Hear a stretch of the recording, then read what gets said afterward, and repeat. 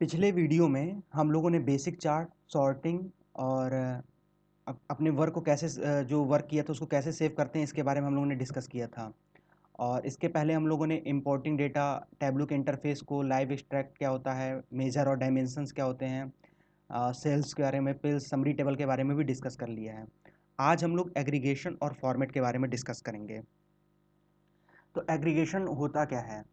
तो aggregation basically क्या होता है? Aggregation are nothing but aggregate value on which you work. For example, जैसे कि हम लोगों ने वर्क किया था प्रॉफिट और शिपिंग कास्ट पर इन टर्म्स ऑफ प्रोडक्ट सब कैटेगरी। तो इस रिपोर्ट को हम लोग जिस पर हम लोगों ने वर्क किया था इसको ओपन कर लेते हैं। हम लोगों ने जैसे ही इसको ओपन किया तो आपको यहाँ पर आपको ये रिपोर्ट ये जो रिपोर्ट है इस तरह ओपन होकर दिख रही है। तो इस रिपोर्ट पर हम लोगों ने बेसिक फॉर्मेटिंग के बारे में जाना था। जो नेक्स्ट टास्क हमारी है कि इस रिपोर्ट पर हम कैसे वर्क करेंगे एग्रीगेशन पर, इसको हम लोग देखते हैं। सपोज हमारी रिक्वायरमेंट है कि हम जानना चाहते हैं जो शिपिंग कॉस्ट की वैल्यू है अगेंस्ट ईच प्रोडक्ट सब कैटेगरी। हम लोग इसको एवरेज के टर्म में जानना चाहते हैं। तो यहाँ पर ये जो एवरेज है वो एग्रीगेट टर्म है, मतलब एग्रीगेशन है। तो आपको एग्रीगेशन की डिफिनीशन क्या हो सकती है? जैसे aggregation is a single value which result of using multiple value like sum, average, mean, max. तो यह सब जो टर्म है वो एग्रीगेशन के लिए यूज होते हैं। अब सपोज हमारी यहाँ पे जो रिक्वायरमेंट है शिपिंग कॉस्ट की वैल्यू हमको चाहिए आपको एवरेज में। सपोज यहाँ पे जो आपको यहाँ पर आप मेजर्स वैल्यू वाला आप जो सेक्शन देख रहे हैं, यहाँ पर आपको टू पिल्स दिखाई दे रही हैं, प्रॉफिट की और शिपिंग कॉस्ट की। ये दोनों एग्रीगेशन इस पिल्स में है वो सम में है। प्रॉफिट भी आपका सम में है, शिपिंग कॉस्ट भी आपका सम में है। नाउ अब हमारी रिक्वायरमेंट है कि जो शिपिंग कॉस्ट की वैल्यू हो इन टर्म्स ऑफ एवरेज में होनी चाहिए। इसके लिए हमको क्या करना है? शिपिंग कॉस्ट पर हम यहाँ पर जाते हैं, यहाँ पर जो एरो है इस पर क्लिक करते हैं। जैसे ही यहाँ पे हम एरो पे क्लिक करेंगे आपको ऑप्शन दिखाई देगा। तो जो मेजर का आपको ऑप्शन दिखाई दे रहा है वो बाय डिफ़ॉल्ट सम में है। तो हम लोग को यहाँ पर जाना है, एवरेज पर क्लिक कर देना है। जैसे ही हम लोग एवरेज पे सेलेक्ट करते हैं उसी समय हमारी शिपिंग कॉस्ट के कॉलम में जितनी भी वैल्यूज़ थी आपकी कन्वर्ट हो जाती हैं एवरेज में। तो इसके पहले हमने फॉर्मेट पार्ट में बताया था कि जैसे कैसे करेंसी सिंबल को ऐड करते हैं, निगेटिव वैल्यू को कैसे ब्रैकेट के अंदर रखते हैं। सपोज इसके लिए हम लोग को दोबारा रिपोर्ट प्रिपेयर करना हो और नेक्स्ट टाइम हमारी जो रिक्वायरमेंट हो सिमिलर रिक्वायरमेंट होगी, तो हम लोग क्या करेंगे, जो टैबलू के एप्लीकेशन को ओपन करेंगे, न्यू वर्कशीट पर आएंगे।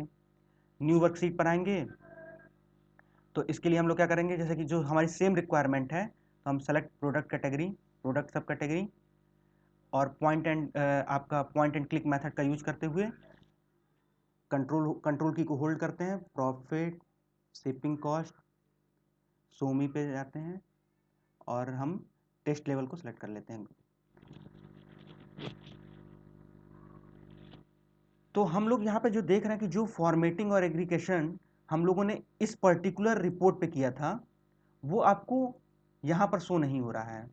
मतलब हमने जो यहाँ पर आपकी फॉर्मेटिंग की थी और एग्रीगेशन को अप्लाई किया था वो इस सीट पर आपको यहाँ पर अप्लाई नहीं हुआ है। तो ऐसा क्यों हो रहा है?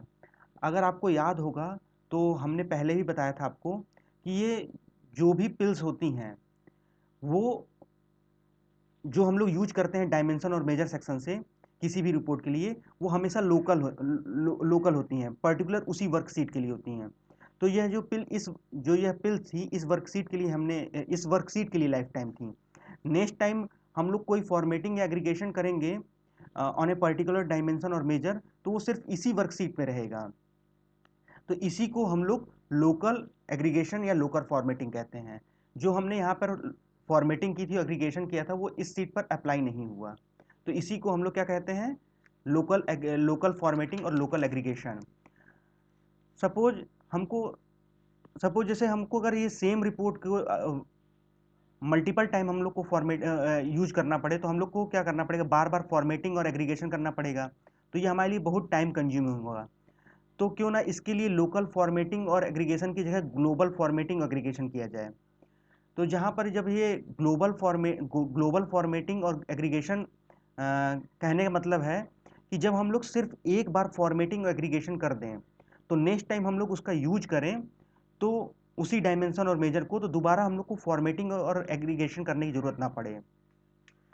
तो हम लोग यहाँ पे देखते हैं कैसे ग्लोबल फॉर्मेटिंग और एग्रीगेशन को अप्लाई किया जाता है डायमेंशन और मेजर में।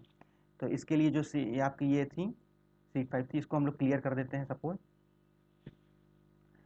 तो हम लोग सबसे पहले जाते हैं मेजर सेक्शन पे। मेजर सेक्शन पे आप जाते हैं तो आपको प्रॉफिट मेजर पे जाना है। प्रॉफिट मेजर पे आपको इस एरो पर जैसे ही क्लिक करेंगे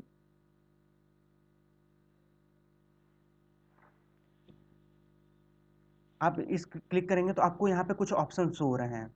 तो आपको आपको जो ये जितने भी ऑप्शन आ रहे हैं इसमें आपको डिफ़ॉल्ट प्रॉपर्टीज़ में जाना है। डिफ़ॉल्ट प्रॉपर्टीज़ में आप जाएंगे ऑप्शन में, तो यहाँ पे आपको नंबर फॉर्मेट और एग्रीगेशन दिख रहा है। तो अभी हम लोग को यहाँ पर जो फोकस करना है नंबर फॉर्मेट और एग्रीगेशन ऑप्शन पर ही फोकस करना है। नंबर फॉर्मेट क्या होता है? नंबर फॉर्मेट में हम लोग ने क्या किया था, करेंसी सिंबल को असाइन करेंगे, निगेटिव वैल्यू को ब्रैकेट में अंदर रखेंगे। सपोज हम नंबर फॉर्मेट में गए, लेकिन हम लोग को, हाँ, नंबर फॉर्मेट में हम लोग जाते हैं, आपको हमने करेंसी सिंबल, हम लोग इसको डॉलर में, आप करेंसी सिंबल को हम लोग डॉलर में कन्वर्ट कर देंगे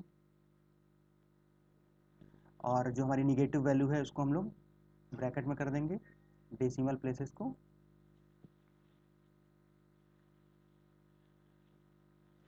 अब हम लोग को जैसे हम लोगों ने नंबर फॉर्मेट में वर्क कर लिया। अब यहाँ पर हमने अपडेट कर दी, अगेन हम लोग यहाँ पर जाएंगे। हाँ, अब हम लोग को एग्रीगेशन पे वर्क करना है। तो हमारी जो शिपिंग कॉस्ट की वैल्यू थी वो हमारी एवरेज में होनी चाहिए। तो हम लोग यहाँ पर क्या आते हैं, जैसे सपोज हम शिपिंग कॉस्ट में आए तो शिपिंग कॉस्ट पर हम लोग जाते हैं। तो हम लोग डिफ़ॉल्ट प्रॉपर्टी में जाएंगे, पहले नंबर फॉर्मेट में जाते हैं, नंबर फॉर्मेट में जाएंगे, करेंसी को जाएंगे, शिपिंग कॉस्ट का भी हम बदल कर देंगे कन्वर्ट डॉलर में, निगेटिव वैल्यू किस पे रहे, ब्रैकेट में।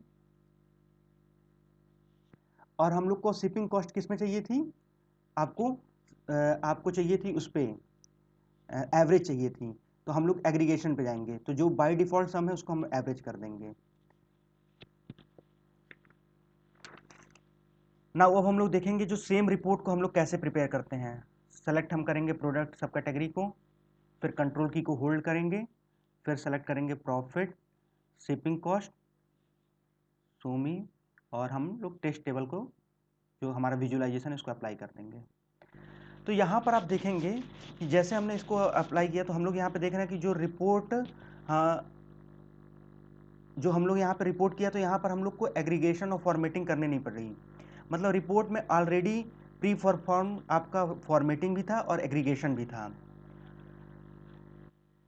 तो हम लोग को यहाँ पर जो मेजर्स वैल्यू है इसकी पिल्स पे कोई भी हम लोग को फॉर्मेटिंग और एग्रीगेशन करने की आवश्यकता नहीं पड़ी इस समय।